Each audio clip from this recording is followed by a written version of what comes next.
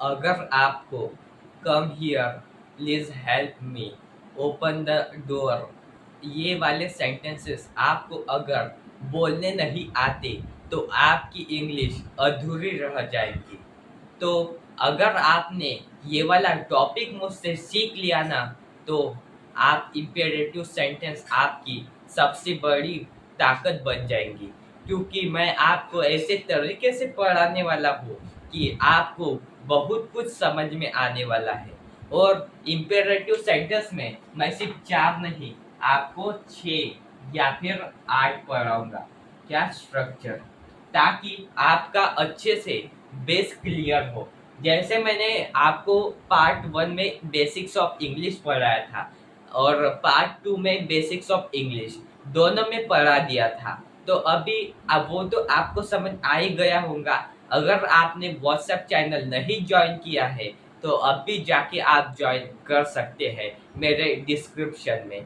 तो आज हम सीखेंगे इम्पेरेटिव सेंटेंसेस। इम्पेरेटिव सेंटेंसेस क्या है, उसको हम क्यों कहते हैं इम्पेरेटिव सेंटेंसेस, हम उसमें कौन कौन से स्ट्रक्चर पढ़ेंगे जो आपको बहुत ही हेल्प करेंगे अपने इंग्लिश बोलने में, और आपकी बहुत ही मदद होगी ये टॉपिक बोलने में, या फिर जब भी आप किसी को बोल रहे हैं तो आपको ये टॉपिक बहुत ही आसान, मतलब आसान भाषा में समझ में आएगा। तो देखो, जैसे ये जो इम्पेरेटिव सेंटेंसेस है वह आप अपने डेली लाइफ में यूज करते हैं, लेकिन आपको पता नहीं है कि कब और कहाँ यूज करना है।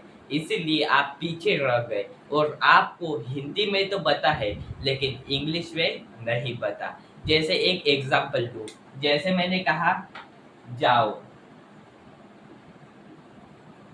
यहाँ पे जाओ, जाओ कहते हो ना किसी के लिए, मेरे घर से चले जाओ, ऐसे कहते हो किसी किसी को ना, अपने दोस्त को, या फिर नहीं कहते, लेकिन समझ लो फॉर एग्जाम्पल, अगर आपने किसी को जाओ कहा तो इसके लिए आप गो लिखोगे। और अगर मैंने कहा खाना खा लो,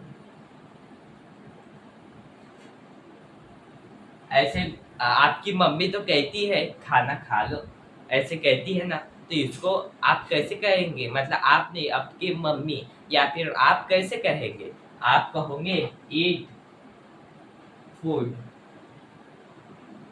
यही है डेली कॉन्वर्सेशन। डेली कॉन्वर्सेशन में हम ऐसे सेंटेंसेस का यूज करते हैं, लेकिन हमको पता ही नहीं है ये कौन सा टॉपिक है, इसको हम इंग्लिश में कैसे कहेंगे। तो आज हम वही सीखने वाले हैं, चाहे वो विराट कोहली क्यों ना हो, चाहे वो ऋतिक रोशन क्यों ना हो, चाहे वो कौन से सेलिब्रिटी क्यों ना हो, लेकिन वो ये वाला टॉपिक जो है वह यूज करते हैं, और उनकी इंग्लिश जो है वह शानदार लगती है। तो आज हम इसी टॉपिक से स्टार्ट करने वाले हैं। तो स्टार्ट करने से पहले एक लाइक, एक सब्सक्राइब और एक शेयर जरूर कर देना अपने दोस्त के साथ, ताकि उनकी भी हेल्प हो जाए, एक कि हम, मतलब आप जब इंग्लिश सीख रहे हो तो वो भी सीखे और अपनी इंग्लिश को शानदार बनाए। तो चलिए स्टार्ट करते हैं।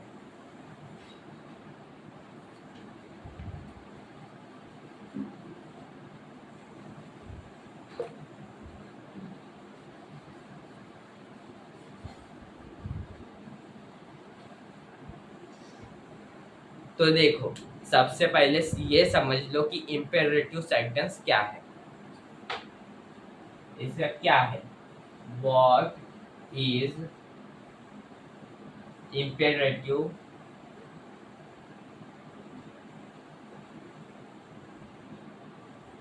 सेंटेंस।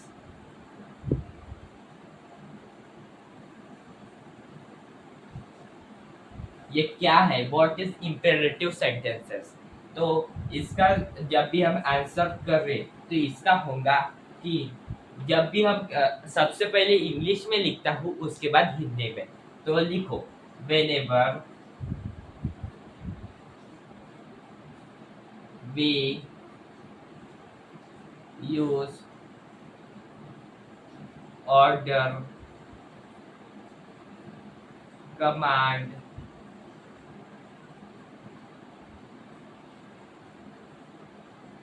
request sentences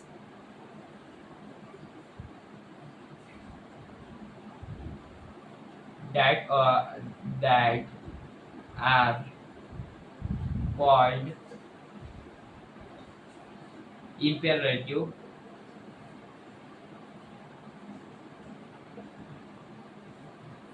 sentences।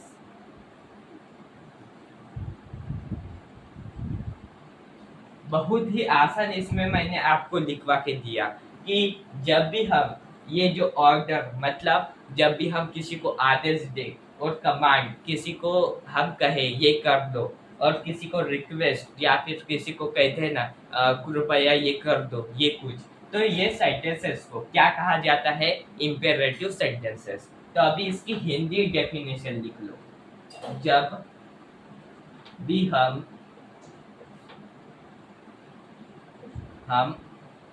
आदेश या फिर आ, कृपया वाले सेंटेंस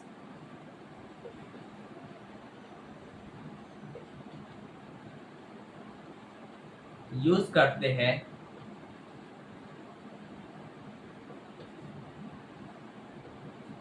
तो उसे हम इम्पेरेटिव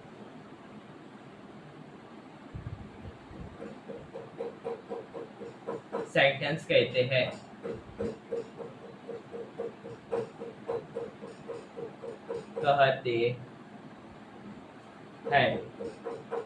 मतलब इसका आसम भाषा में हम अभी करेंगे तो मैं आपको बताऊंगा इसका आसम भाषा में याद रखने की ट्रिक, लेकिन ये डेफिनेशन समझ लो कि डेफिनेशन क्या कहती है कि जब भी हम आदेश या फिर कृपया वाले सेंटेंसेस को यूज करते हैं तो उसे हम इम्पेरेटिव सेंटेंस इसका नाम देते हैं। यहाँ पे इंग्लिश में भी लिख लिया इसको, चाहे ये डेफिनेशन को आप ये स्क्रीनशॉट ले सकते हो, नहीं तो मैंने व्हाट्सएप चैनल पे एक पीडीएफ भी भेज दी है तो वो भी आप देख सकते हो।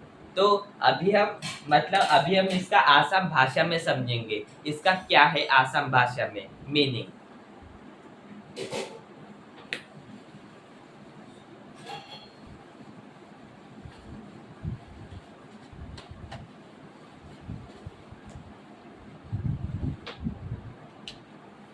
सीधा सीधा लिख लो कि ऑर्डर कमांड रिक्वेस्ट सेंटेंसेस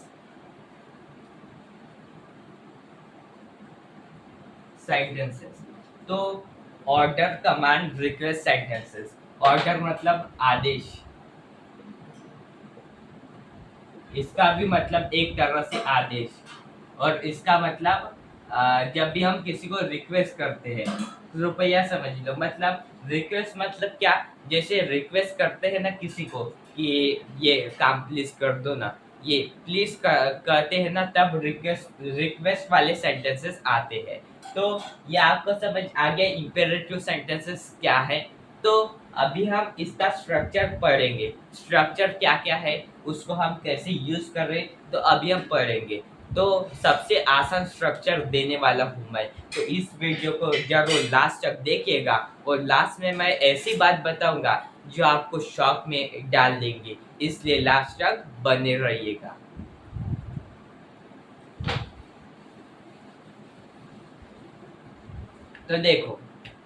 तो देखो इम्पेरेटिव सेंटेंस आपको समझ आ गया। तो अभी हम स्ट्रक्चर पढ़ेंगे। स्ट्रक्चर क्या है, जैसे फर्स्ट स्ट्रक्चर लिखो, जैसे यहाँ पे है V1 प्लस ऑब्जेक्ट। बोला था ना मैंने आपको कल मैंने क्या पढ़ा था, कल के पहले वर्ब पढ़ा था और उसके बाद ऑब्जेक्ट भी पढ़ा दिया था, आपको याद होगा ही। अगर आपने वो वाली क्लास नहीं देखी तो सबसे पहले वो क्लास देखिए, उसके बाद ये क्लास देखिए। क्योंकि वो क्लास इम्पोर्टेंट है सबसे पहले, क्योंकि उसमें मैंने बेस पढ़ा दिया था। तो आज भी हम समझ ही लेते हैं वर्ब क्या है। तो देखो, वर्ब कुछ नहीं, एक्शन है, मतलब क्रिया।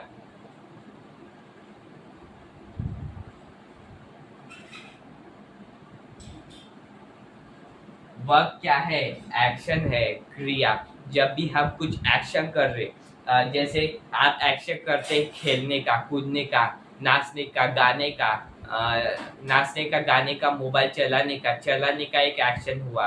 और जैसे आप किसी को उठाने का एक्शन करते हैं, किसी को बोलने का एक्शन करते हैं, तो उसको वर्ब कहते हैं। अभी ऑब्जेक्ट, मैंने ट्रिक भी बताई थी, लास्ट में जो आए वो ऑब्जेक्ट, ये हो गया एक ट्रिक। और ऑब्जेक्ट मतलब क्या होता है? ऑब्जेक्ट मतलब किसी भी थिंग, थिंग होता है ऑब्जेक्ट खासकर। जैसे मैंने कहा था, जैसे न्यूज़पेपर, और टेलीविजन, तो ये सब क्या हुए? ये सब ऑब्जेक्ट हुए। तो इसी को कहते हैं ऑब्जेक्ट। अभी ये तो आपको समझ आ गया। और आपको डिटेल में समझना है तो वो आप वो वाली क्लास देख सकते हैं, ताकि आपको अच्छे से समझ में आ जाए। तो अभी हम चलेंगे यहाँ पे कि वर्ब प्लस ऑब्जेक्ट कैसे कहते हैं। तो देखो, जैसे मैंने कहा कि बाहर जाओ, बाहर जाओ, तो देखो, सबसे पहले इसमें देखो कि यहाँ पे एक्शन क्या हो रहा है। जैसे मैंने कहा था नाचने का, कूदने का, गाने का, तो यहाँ पे बाहर तो एक्शन नहीं हुआ, यहाँ पे जाओ एक्शन हुआ। जाओ हुआ, तो जाने की, जाना, तो इसकी इंग्लिश सबसे पहले समझो क्या होगी। जाने की इंग्लिश अगर आपको बता नहीं तो मैं बता देता हूँ। जाने की इंग्लिश गो होती है। गो होती है जाने की इंग्लिश। उसके बाद गो, उसके बाद ऑब्जेक्ट ढूंढो कि क्या है ऑब्जेक्ट। तो ऑब्जेक्ट ढूंढ लिया, आपने ढूंढ लिया, तो ऑब्जेक्ट क्या होगा? तो ऑब्जेक्ट बाहर होगा। क्यों? क्योंकि वो ऑब्जेक्ट है, मतलब जो लास्ट में है वो ऑब्जेक्ट कहा था मैंने। और जो थिंग है, थिंग, ये थिंग नहीं है, लेकिन ये एक ऑब्जेक्ट की तरह है। मतलब एक समझ लो कि लास्ट जो आए उसकी पहचान है ऑब्जेक्ट। तो बाहर की इंग्लिश क्या होंगी?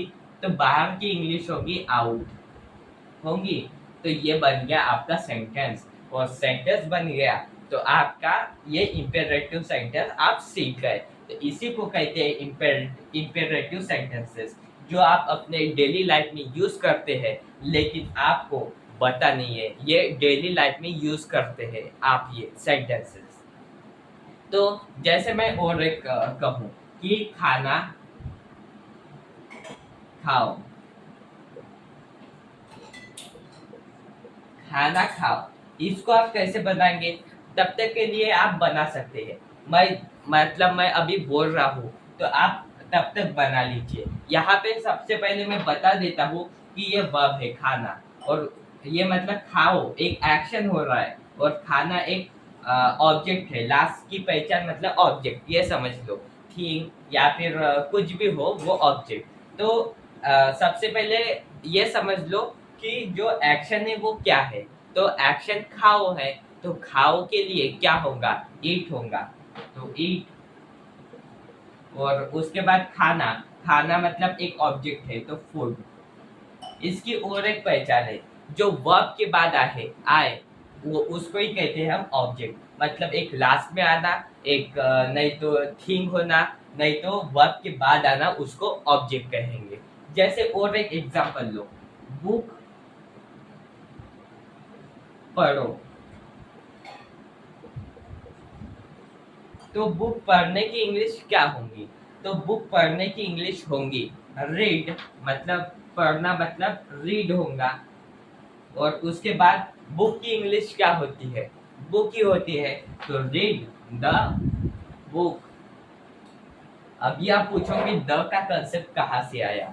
मैं आपको बाद में बताऊंगा, जब आर्टिकल्स पढ़ेंगे हम तब, लेकिन अभी नहीं। तो यहाँ पे रीड द बुक आया, मतलब बुक पढ़ो। तो इतना तो आपको बेसिक कंसेप्ट समझ आ ही गया होगा, वर्ब प्लस ऑब्जेक्ट, ये समझ आ गया। तो अभी मैं कुछ सेंटेंसेस देता हूँ, उसको आपको मुझे इंग्लिश में बताना है।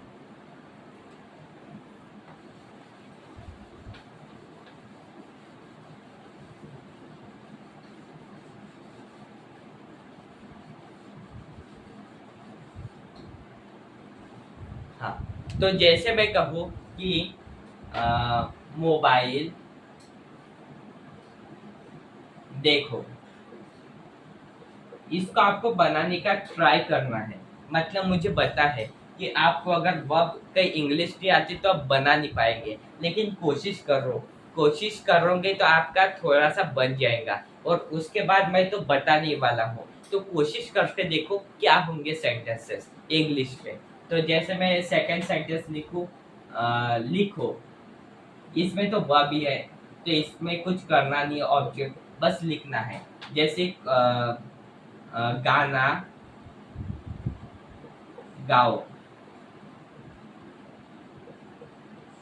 गाँव की इंग्लिश क्या होंगी, ये आप कोशिश करके देखो ताकि आपको पता चले ये कैसे सेंटेंसेस बनते हैं।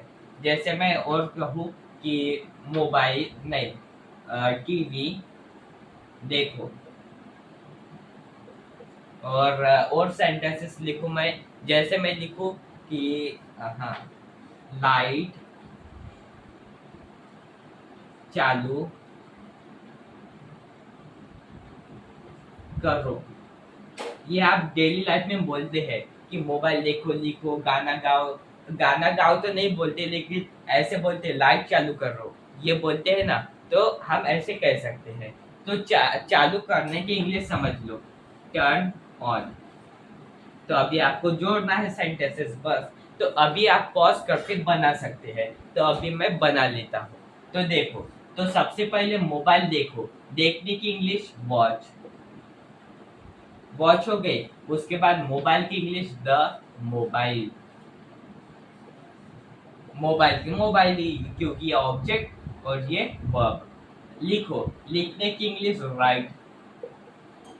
हो गया आपका सेंटेंस, बस वर्ब प्लस ऑब्जेक्ट। इस कंडीशन में वर्ब भी आ सकता है, मतलब दोस्त, ये जो वर्ब और ऑब्जेक्ट भी आ सकता है, और सिर्फ वर्ब भी आ सकती है।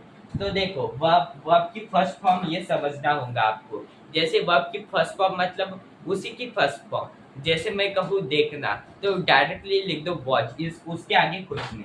और गाना गाओ, गाना गाओ की इंग्लिश सिंग, मतलब गाओ, गाओ की इंग्लिश सिंग। और उसके बाद क्या गाओ, क्या गाओ, तो सॉन्ग, सिंग ए सॉन्ग। उसके बाद टीवी देखो, टीवी देखने की इंग्लिश, जैसे मैं कहूँ वॉच द टीवी। उसके बाद लाइट चालू कर लो, यह मैंने आपको बताया था, टर्न ऑन। तो चालू करने के लिए टर्न ऑन। उसके बाद क्या क्या चालू करना है, लाइट, तो मैं कह सकता हूँ टर्न ऑन द लाइट। ये समझ आ गया आपको ऐसे सेंटेंसेस। और दो सेंटेंसेस आपको बना बना के दिखाता हूँ, उसके बाद आपको होमवर्क देता हूँ। उसके बाद हम कल मिलेंगे नेक्स्ट वीडियो में, और नेक्स्ट वीडियो में आपकी मैं क्लास लूंगा।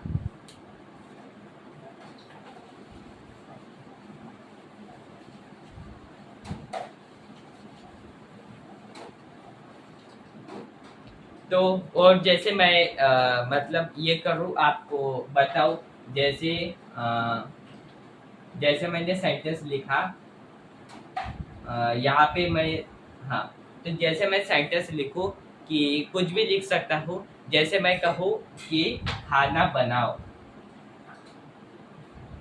खाना बनाओ, कहते ना हम, कपड़े धो। तो इसको आप क्या बनाओगे, सोचो जल्दी से। आप इसको पॉज करके बना सकते हैं। तो तब तक के लिए मैं आपको ये बना के देता हूँ। और एक सेंटेंस ले लो, जैसे मैंने कहा कि अ, वहाँ नाचो, ये भी एक ऑब्जेक्ट हुआ क्योंकि ये एक प्लेस है। थिंग और प्लेस मैंने आपको बताया था। जैसे मैं कहूँ और एक ले लो, जैसे हाँ, बेड पर सो। सो मतलब स्लीप, मतलब स्लीप होगा।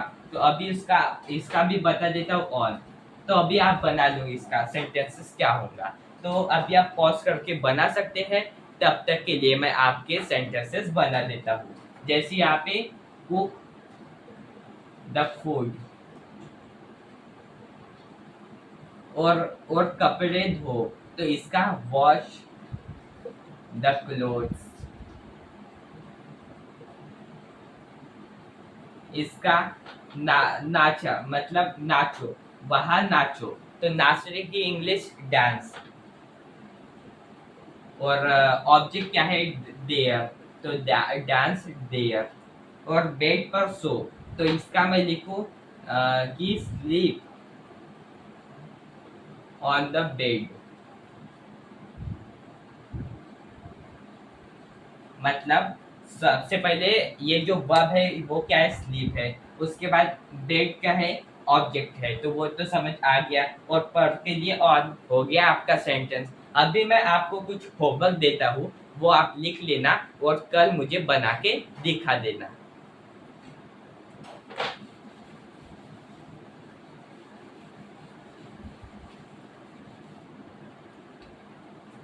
तो जैसे मैं कहूँ कि अ, जैसे कहूँ कि अ, हाँ, बच्चों को पढ़ाओ।